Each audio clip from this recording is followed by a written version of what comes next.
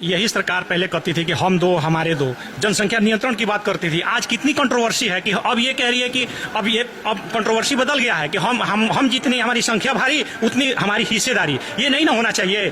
जनसंख्या जो है बेतहाशा बढ़ रहा है और समस्याएं दिन प्रतिदिन बढ़ रही हैं, महंगाई बढ़ रही है, सरकार को खाद्य सुरक्षा करना है, तमाम करना। अब ये संख्या भारी तो प्रदेश में ब्राह्मणों के खिलाफ एक सुनियोजित षड्यंत्र देश के राजनेताओं द्वारा, राजनीतिक दलों द्वारा किया जा रहा है। किसी भी राजनीतिक दल के एजेंडे में ब्राह्मण से, समाज से जुड़ी समस्या का निदान है ही नहीं।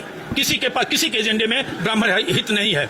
ऐसी स्थिति में कई प्रदेशों में, देश में ब्राह्मण मतलब नहीं होगा तो हम पूरे प्रदेश में, विशेष रूप से नवंबर में यहाँ चुनाव होने जा रहा है, तो जो ब्राह्मण हित में काम करेगा वही देश पर राज करेगा, उसी से मेरा साथ रहेगा। इस नारे के तहत बिहार में प्रत्येक ब्राह्मण से मेरी अपील है, गुजारिश है कि वो अपनी शर्तों के आधार पर अपने मत का प्रयोग करें और अखिल भारतीय ब्राह्मण महासभा रा के नेतृत्व में सभी संगठन जो ब्राह्मणों के चल रहे हैं, एकजुट होकर के इस नारे के तहत हम लोग कार्य करेंगे।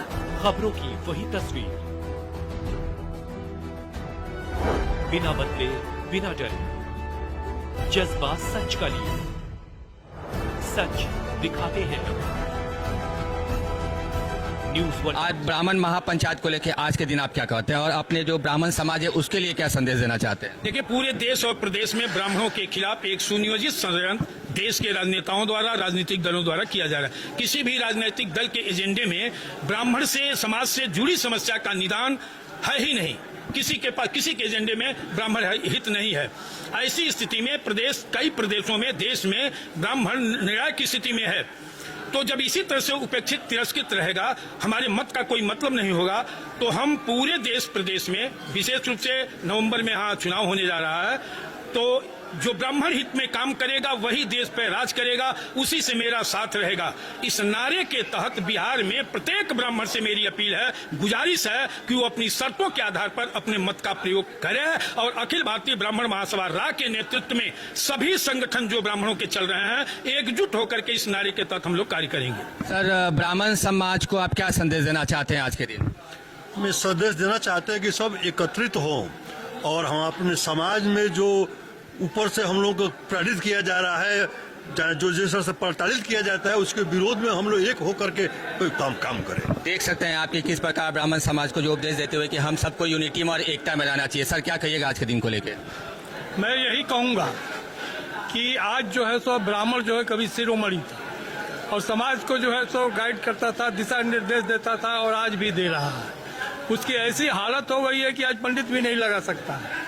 ये जो है सो राजनीतिक दल वाले अपने राजनीतिक लाभ के लिए, अपने वोट के लिए, और तरह तरह की जात में पहले 3 जात थी, पिछड़ी जाति थी और ये स्वर्ण जाति थी और हरिजन था। आज जो है सो नक्सर 1, नक्सर 2 और सारे जाति का सम्मेलन करा के, और आज भी जो ये अभी सर जो ये जनगणना के संबंध में जी हो रहा है, इसके पीछे मुख्य उद्देश्य है कि ये जाना जाए कि पिछड़ी जाति और ये जनजाति वाले कितने हैं और उसी के आधार पर उनको आरक्षण दिया जाए और ब्राह्मण के जो है तो जनरल कोटा से जो है तो उसको छोड़ा जाए। इसलिए अब मैं यही कहूँगा कि आप उच्च जाति को ही जो है तो आरक्षण दीजिए। हमारे प्रतिशत के अनुसार, जो मेरा प्रतिशत है उसके अनुसार हमारा हक दिया जाए। जब सबको दे रहे हैं तो ब्राह्मण का जितना प्रतिशत है उतना हक मिले। जैसे कि सर कहा जा रहा है, जैसे पहले लोगों ने यहाँ पे भी बोला है कि जैसे संस्कृत जो भाषा है, जो हमारे पूर्वज जो हमारे आती थी वो लोग बोलते थे, आज कहीं ना कहीं देखा जा रहा है कि वो भाषा विलुप्त होता जा रहा है। तो इस संस्कृत भाषा को लेकर आप क्या कहिए? इसके पीछे सरकार की उदासीनता है कि वो नहीं चाहती है कि संस्कृत और संस्कृति कायम रहे। कहाँ, ये तो हिंदूवादी सरकार है। इनको तो चाहिए कि सनातन की सुरक्षा के लिए, राष्ट्र संस्कृत की सुरक्षा के लिए काम करना चाहिए। इस सरकार से पूछा जाए कितना इनके एजेंडे में है, क्या खर्च कर रहे हैं। क्योंकि देखा जा रहा है कि तरह तरह के जो बोर्ड आ रहे हैं आजकल स्कूलों में भी देखा जा रहा है कि संस्कृत विषय को जो है इग्नोर कर दिया जाता है और इंग्लिश, हिंदी, मैथ, साइंस या जो भी सब्जेक्ट है वो चलाया जाता है। संस्कृत के लिए कोई बजट ही नहीं है सरकारों के पास। ये जान करके संस्कृत और संस्कृति दोनों को नष्ट करने पर आमादा है। लेकिन संस्कृत भाषा जो सर हमारे पूर्वजों का भाषा ना, उससे कहते हैं कि संस्कृत भाषा से संस्कार मिलता है। लोग वहाँ पे अपने परिवार में, लोगों में, बड़े छोटों को आदर सम्मान करना सीखते हैं। मैं वही कह रहा हूँ ना कि सरकार के एजेंडे में, किसी सरकार के, किसी पार्टी के एजेंडे में नहीं है वो। इसका मतलब ये है कि इस देश से संस्कृत और संस्कृति को मिटाना चाहते हैं और इस पर कोई आवाज भी नहीं उठा रहा है। तमाम हिंदूवादी नेता हैं, विधायक हैं, सांसद हैं, मंत्री हैं, इनको सदन में आवाज उठानी चाहिए। लेकिन ये नहीं उठाएंगे केवल मनुवाद क्या नाम है सनातन हिंदुत्व की बात करेंगे, लेकिन उसके प्रति कोई क्रिया हो उसके लिए आवाज नहीं उठाएंगे। इसके लिए आप क्या पहल कर रहे हैं सर? संगठन तो पहल कर ही रहा है, वो क्या कर रहे हैं, अगर ये इसको नजरअंदाज करते हैं तो हम लोग भी उनको नजरअंदाज करेंगे। जो भी संस्कृत सनातन और हिंदुत्व को नजरअंदाज करेगा हम उन्हें नजरअंदाज करेंगे। देख सकते हैं आपकी जो संस्कृति और हिंदुत्व को नजरअंदाज करेगा उसको हम नजरअंदाज करेंगे। हमारे समक्ष एक और व्यक्ति है और क्या कुछ कहना चाहते हैं, क्या कर रहे हैं? हमको आप मीडिया से भी शिकायत है और पार्लियामेंट से भी शिकायत है। हम लोग ब्राह्मण, केवल ब्राह्मण अपनी बारे में हम नहीं बात करते हैं, हम समाज में जैसे दलित है, पिछड़ा है, हम उसके ये आरक्षण की जो बात हुई है कि हमको आरक्षण चाहिए, तो उसमें बेईमानी आरक्षण में है। क्यों? क्योंकि बीडीओ का लड़का जो आरक्षण पा करके बीडीओ हो गया है उसका लड़का, जो कलेक्टर हो गया है आरक्षण पा करके उसका लड़का, और एक हल चलाने वाले का लड़का जो हरिजन है या पिछड़ा है, तो दोनों का एक समान कीमत होना चाहिए। बिल्कुल नहीं ना होना चाहिए। तो इसमें उन लोगों में कोई क्रीमी लेयर क्यों नहीं तय होता है? नहीं होना चाहिए। होना चाहिए कि नहीं होना चाहिए? इसलिए हम उसकी लड़ाई भी लड़ना चाहते हैं। जे आरक्षण में जो बेईमानी है, क्योंकि जो लोग नेता हो गए हैं वो लोग सोच रहे हैं कि यदि हम इसमें क्रीमी लेयर ला देंगे तो हम ही छट जाएंगे। क्या कहिएगा अभी वर्तमान के सरकार को? हम वर्तमान सरकार को ये कहेंगे कि आप किसी भी प्रकार से जो आरक्षण पा करके जो उच्च दर्जे पे चला गया है तो उसको आप आरक्षण से वंचित कीजिए, उसको आप बीपीएल से हटाइए, उसको एपीएल में डालिए, और उसको आरक्षण क्यों दीजिएगा?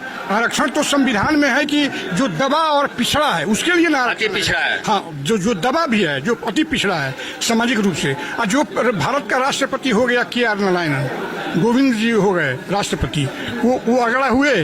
बिल्कुल नहीं हुए। तो फिर आखिर अगड़ा कब होगा? जे पिछड़ा को आरक्षण कितना दीजिएगा कि वो अगड़ा होगा? इसके बारे में न देश को सोचना चाहिए। देख सकते हैं आप हमारे समक्ष जो व्यक्ति हैं और आरक्षण को लेकर क्या कुछ कहते हैं, क्या कर रहे हैं, बोलिए। हमारा यही कहना है कि ब्राह्मण वर्ग शुरू से समाज का हितैषी रहा है ना, वह सब सर्वजन हिताय और सुखाय की कामना लेकर चलता रहा है। उसके मन में किसी के प्रति न तो विद्वेष का भाव रहा है न विद्वेष का भाव है। लेकिन आज के परिवेश में ब्राह्मणों का जो मूल पेशा है पठन पाठन, आरक्षण के चलते ब्राह्मणों के बच्चों का जो है शिक्षण संस्थाओं में नामांकन तक नहीं हो रहा है, नामांकन से वंचित हो रहे हैं। पढ़ाई तो कम से कम सबकी होनी चाहिए। शिक्षण संस्थाओं में आरक्षण में किसी कीमत पर जारी नहीं मने। किसको दोषी मानते हैं? दोषी की बात अलग है। शिक्षण संस्थाओं में मैं मानता हूं किसी तरह का आरक्षण नहीं होना चाहिए। लेकिन है ना अभी? हाँ, अभी तो है। और यदि आरक्षण नौकरियों में भी है तो वर्ग 3 एवं 4 के पदों पर ही आरक्षण किया जा सकता है। वर्ग 1 एवं 2 के पदों पर आरक्षण किया जाए, इसको मैं कतई उचित नहीं मानता। दूसरा चीज, समाज का जो मूल पिछड़ापन के आधार पर आरक्षण है, मैं मानता हूं कि SC और ST की स्थिति ही पहले से पिछड़ी हुई है, तो समाज का पिछड़ा हुआ वर्ग वही है। बाकी लोग जो है वो गरीबी और अमीरी के आधार पर आगे पिछड़ते रहते हैं और आगे बढ़ते रहते हैं। बाकी में वो सब बात आरक्षण की होनी ही नहीं चाहिए। देख सकते हैं आप हमारे समीप की जो व्यक्ति है कैसे आरक्षण को लेकर क्या और विस्तार रूप में उन्होंने बताया। क्या मैं सिर्फ ब्राह्मण समाज के लिए एक पंक्ति में मैं संदेश देना चाहूँ, लक्ष्य न ओझल होने पाए, कदम मिला के चल, सफलता तुम्हारी कदम चुभेगी, आज नहीं तो कल। बस इसी। देखा आपने किस प्रकार ब्राह्मण समाज को लेकर इस व्यक्ति ने, और आज जैसे कि हम यहाँ पे अखिल भारतीय ब्राह्मण महासभा जो कि ब्राह्मण महापंचायत जो कि वीरेंद्र आगरा हॉल पांडे टोला वार्ड नंबर 23 नरकटियागंज में जो आयोजित किया गया था, और तभी से अपने वीडियो के माध्यम से आपको हमने दिखाया कि किस तरह यहाँ पे लोग जो है ब्राह्मण समाज को लेकर और आरक्षण को लेकर जो अपनी अपनी बातें रखी। क्या बोल रहे हैं? मैं अखिलेश्वर चौबे ब्राह्मण महासभा का जिला महासचिव हूँ। हमारा यही उद्देश्य है, जो हमारे हित के बात करेंगे हम उनके साथ करेंगे। मतलब जो आपके हित की बात करेंगे आप उनका साथ देंगे? क्योंकि हमारी जितनी भागीदारी है उतनी सत्ता और समाज में हिस्सेदारी होनी चाहिए, जो आज नहीं है। देख सकते हैं आप हमारे वीडियो के माध्यम से कि इन्होंने कहा है कि जितनी हमारी भागीदारी है उससे सत्ता और समाज में होनी चाहिए। क्या कुछ आप कहना चाहते हैं, बताइए। सर, यही सरकार पहले कहती थी कि हम दो हमारे दो, जनसंख्या नियंत्रण की बात करती थी। आज कितनी कंट्रोवर्सी है कि अब ये कह रही है कि अब कंट्रोवर्सी बदल गया है कि हम जितनी हमारी संख्या भारी उतनी हमारी हिस्सेदारी। ये नहीं ना होना चाहिए, बिल्कुल नहीं होना चाहिए।